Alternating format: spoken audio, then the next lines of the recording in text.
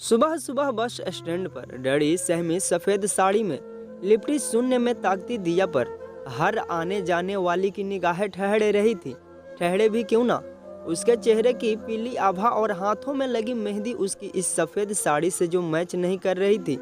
तभी वहां से एक चाय वाला चाय लेकर निकला, जिससे उसका थोड़ा चित्त भंग हुआ।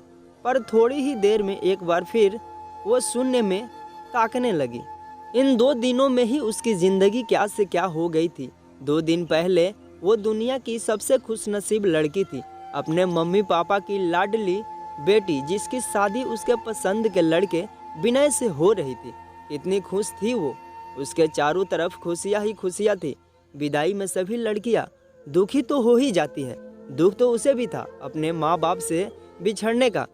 पर विनय से शादी की उसे इतनी खुशी थी कि उसे पता ही नहीं चल पा रहा था कि ये आंसू खुशी से बह रहे हैं या जुदाई के।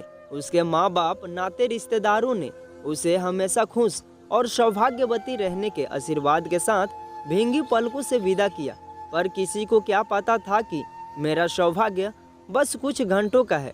वो कार में विनय के बगल में बैठी, उसके साथ भावी जीवन के ख्यालों में खोई अपने जीवन की शुरुआत के खुली आंखों से सपने देख रही थी कि एक धमाके के साथ वो बेहोश हो गई।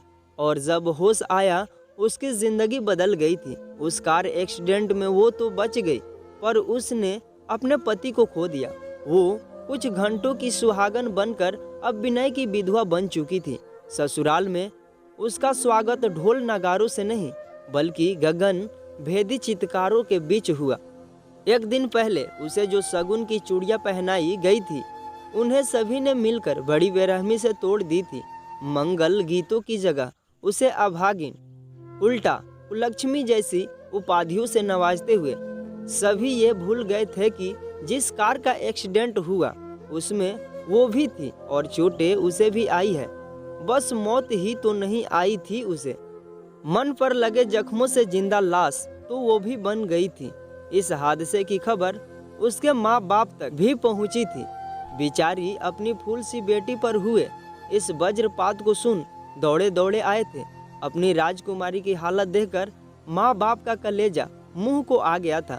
बड़े ही दयनीय स्वर में उन्होंने अपनी बेटी को अपने साथ ले जाने की बात रखी थी विनय के पिता के सामने, जिसे सुनकर विनय की माँ अपना आपा खोते हुए चिल्लाई, तुम्हें शर्म नहीं आ रही है ऐसी बात करते हुए?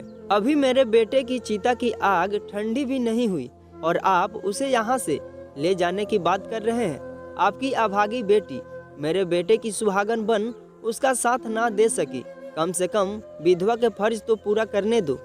उनकी बात सुनकर दिया के मम्मी पापा कलेजे पर पत्थर रख अपनी बेटी को 13 दिनों के लिए वहीं छोड़कर चले गए। दिया को तो कुछ समझ ही नहीं आ रहा था कि उसके साथ आखिर हो क्या रहा है। वो यकीन ही नहीं कर पा रही थी कि एक झटके में उसकी जीवन से सारे रंग उड़ गए। कल तक जिसकी हंसी से पापा के घर का आंगन महकता था, आज उस हंसी से उसका दूर तक कोई नाता नहीं दिख रहा था।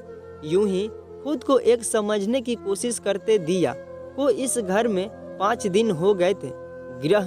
गृह शुद्धि होने के साथ विनय की अस्थि विसर्जन की प्रक्रिया भी पूरी हो गई थी। घर वालों का रोना धोना थोड़ा कम हो गया था।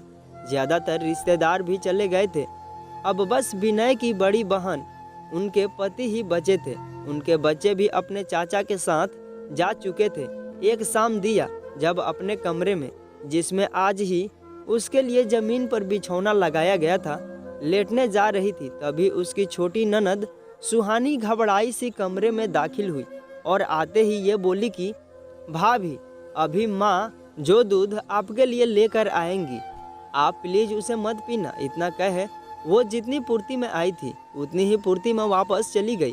उनके जाते ही विनय की माँ दूध लेकर हाजिर हुई और अब तक जिनके मुंह से उसके लिए अंगारे बरस रहे थे, वो अपने शब्दों को चाशनी में डुबोते हुए उसके सर पर हाथ धरते हुए बोली, बहू, मेरा बेटा तो अब इस दुनिया में रहा नहीं, अब तो तुम ही हमारा सहारा हो। अब जो हुआ उसे हम बदल तो नहीं सकते, पर अब तुम हमारे विनय की अमानत हो, इसलिए अब हम तुम्हारी उसी की तरह ख्याल रखेंगे।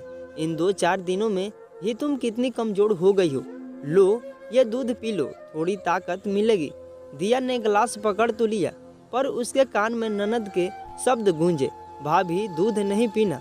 उसे कुछ समझ नहीं आ रहा था कि वो क्या करे, तो उसने बहाना बनाया, मैं अभी पी लूँगी, थोड़ी देर में, अभी मैं वॉशरूम होकर आती हूँ। ठीक है, पर पी जरूर लेना, कहते हुए वो वहाँ से चली गई। दिया कभी दूध को तो कभी कमरे के दरवाजे को देख रही थी। तभी थोड़ी देर में छोटी ननद सुहानी एक बार फिर से हाजिर हुई। इस बार उनके हाथ में दिया का पर्स और मोबाइल भी था, जो उन्होंने दिया को पकड़ाते हुए कहा, भाभी चलिए जल्दी से आप पीछे के दरवाजे से निकल चलिए, बाहर मेरे दोस्त आपका इंतज़ार कर रहे हैं। मैं और वो आपको सही सलामत बस स्टैंड तक छोड़ देंगे, वहाँ आपके पापा आ जाएंगे।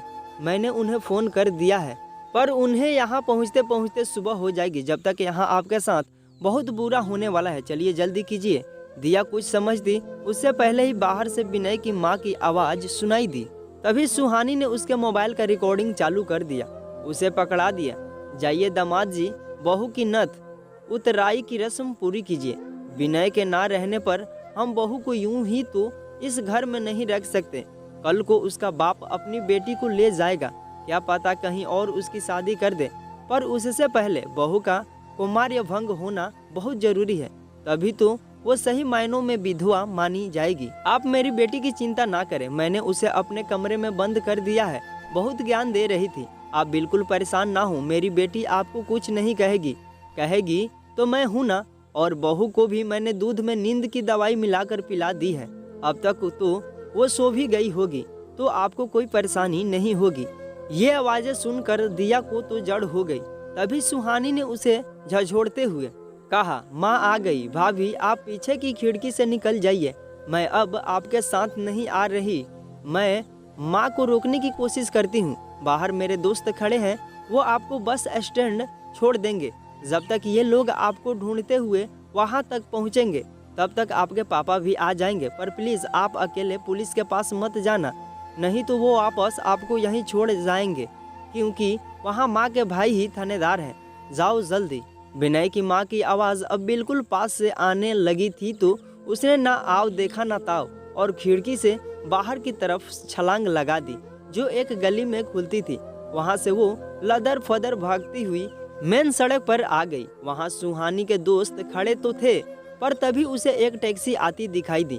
उसे सुहानी के दोस्तों के साथ जाने से ज्यादा सेफ टैक्सी में जाना लगा, तो उसने वही पकड़ी और यहाँ आ गई। तभी दिया को अपने सर पर पापा का प्यार भरा स्पर्श महसूस हुआ। उसने नजरें उठाकर देखा, वही थे। अब तक डैडी सहमी सी दिया उनसे लिपट कर अपने को बिल्कुल सुरक्षित महसूस कर रही थी। थोड़ी देर में ही बाप बेटी दोनों वो फोन लेकर पुलिस स्टेशन की तरफ चल दिए, उस औरत को जेल के सलाखों के पीछे पहुंचाने, जो एक औरत के नाम पर कलंक थी। दोस्तों, ये कहानी काल्पनिक है, पर बहुत सारी ऐसी प्रथाएं हैं जो हमारे समाज में व्याप्त हैं और होता भी है। ये कहानी आपको कैसी लगी कमेंट करके बताएं, और ऐसे ही कहानियां सुनने के लिए हमारे चैनल को सब्सक्राइब करें। थैंक यू दोस्तों, इस वीडियो को पूरा देखने के लिए। Love you.